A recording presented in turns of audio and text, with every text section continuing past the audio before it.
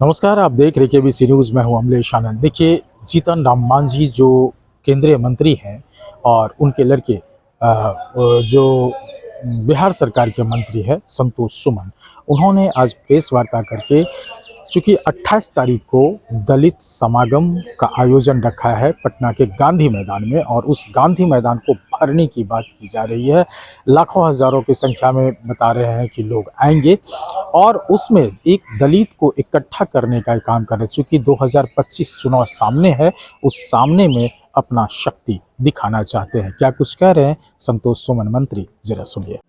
जो 28 फरवरी आने वाला है उसमें पटना गांधी मैदान में एक दलित समागम कर करके हम लोग ने एक कार्यक्रम तय किया है और हम समझते हैं कि एक कार्यक्रम में बिहार प्रदेश ही नहीं दूसरे प्रदेश से भी लोग आ रहे हैं, लेकिन बिहार प्रदेश के हर कोने से, हर जिले से, हर कस्बे से बहुत संख्या में लोगों के आने का अनुमान है। जिस तरह का फीडबैक हम लोग को मिल रहा है, जिस तरह से हमारे कार्यकर्ता उत्साहित हैं, जिस तरह से हमारे नेता लोग, हमारे वर्कर, जो कार्यकर्ता लोग मेहनत कर रहे हैं और जनता के बीच में जो संवाद स्थापित कर रहे हैं और जनता उस संवाद को बहुत ही उत्साहित तरीके से ले रही है, तो हम समझते हैं कि पटना के गांधी मैदान में दलित समागम एक गरीब लोगों का एक महाजुटान होने जा रहा है। बिहार के कोने कोने से लोग आ रहे हैं और लाखों की संख्या में भीड़ होगी और उसी चीज के लिए आपको, उसी को खबर करने के लिए आप सबके बीच में हम लोग हैं और आपको बताने जा रहे हैं कि हमारी तैयारी पूरी हो चुकी है। हर स्तर पर हम लोग तैयारी कर चुके हैं, चाहे वो लोगों को सुविधा देने, जैसे खाना खिलाने की बात हो, लोग कहाँ रुकेंगे, कैसे लोग आ रहे हैं, हम लोग रूट चार्ट बना चुके हैं। प्रशासन को भी हम लोग खबर कर चुके हैं।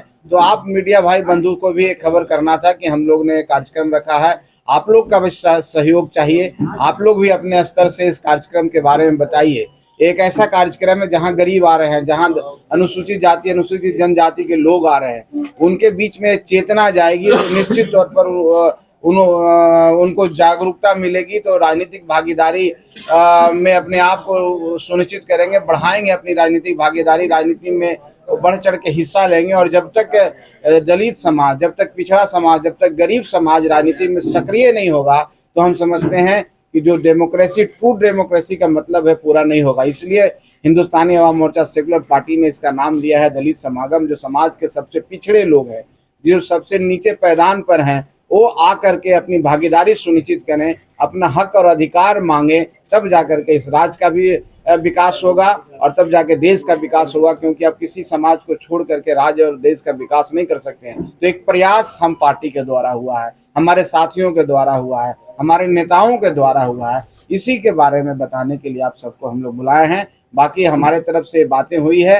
आप लोग सम्मानित पत्रकार हैं, आपको कोई भी प्रश्न है तो आप पूछ सकते हैं। इसी बात है, चुनाव आने वाला है और चुनाव आने वाला है। अगर चुनाव में हम, जिनका एक बहुत बड़ा वोट है और वो वोट अगर सक्रिय नहीं होंगे, तो निश्चित तौर पर हम गठबंधन में हैं और जिस गठबंधन में हम हैं और जो मुहिम लेके हम लोग चल रहे हैं, एनडीए की सरकार को और मजबूत करना है और बड़ी संख्या में हमको जीत के आना है। जो केंद्र की योजनाएं हैं, जो यहाँ की योजनाएं हैं और आए, तो उसमें उनकी भागीदारी कैसे हो, जब तक वो राजनीतिक रूप से सक्रिय नहीं होंगे, वो राजनीतिक रूप से सशक्त नहीं होंगे, तो हम समझते नहीं होगा। इसलिए ये कार्यक्रम हम लोग कर रहे हैं। ये शक्ति प्रदर्शन नहीं कह करके हम कह सकते हैं कि हम उनको जागरूक कर रहे हैं। और जागरूक करने का एक चुनाव एक बढ़िया माहौल होता है, एक प्लेटफॉर्म होता है जहां पर आप कोई चीजों को जल्दी जल्दी कर पाते हैं। मांझी जी ने कहा है कि आप लोग जिस तरह से यहाँ पर भीड़ लगा रहे हैं, और भी हमारे सम्मेलन में भीड़ लगे, आपको और ताकत नजर आनी चाहिए और आप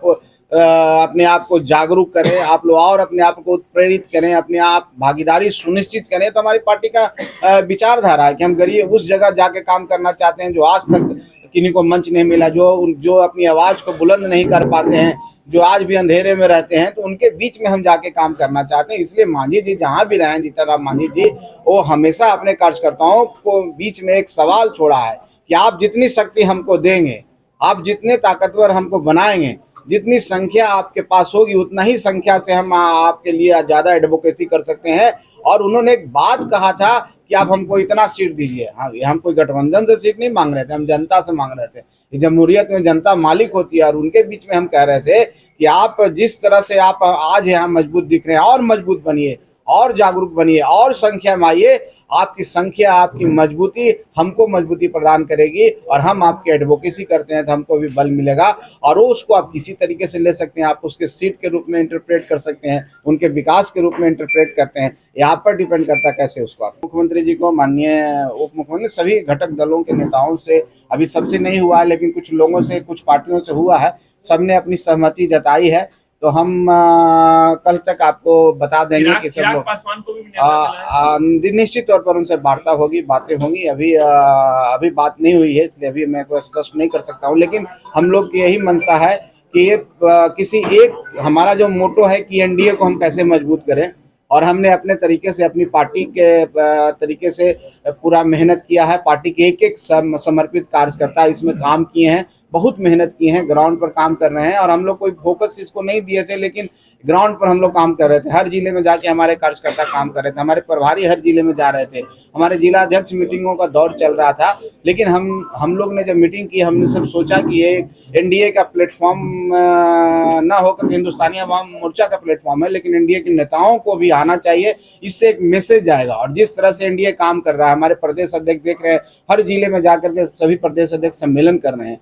तो हम लोग जब एकजुट हैं, जब एनडीए के रूप में हम लोग काम कर रहे हैं, तो हम समझे कि हम लोग भी इतना बड़ा कार्यक्रम कर रहे हैं तो एनडीए के नेताओं से भी बात करनी चाहिए। और माननीय मुख्यमंत्री जी ने सहमति दी है, माननीय उप मुख्यमंत्री जी की सहमति प्राप्त हो चुकी है, और आज से कल तक हम लोग सबकी सहमति प्राप्त करके आपको सूचित कर देंगे। तो एक बड़ा प्लेटफॉर्म है जिसमें एनडीए के सभी। तो आपने सुना, मंत्री संतोष सुमन ने वो हर पक्ष को एक साथ रखना चाहते हैं, एकजुट करना चाहते हैं, जो उनके चुनाव के लिए एकदम ज़रूरी हो। साथ ही उन्होंने ये भी कहा कि एनडीए घटक दल के जो नेता हैं, उनमें से भी कुछ लोग उस मंच पर आएंगे, और उस मंच पर नीतीश कुमार भी आएंगे, उस मंच पर बीजेपी, भारतीय जनता पार्टी के भी लोग आएंगे, और इन तमाम लोगों को एकजुट करके वो दलितों की विकास के लिए, दलितों की हक के लिए वो बात करेंगे। अमलेश आनंद, केबीसी न्यूज़, पटना।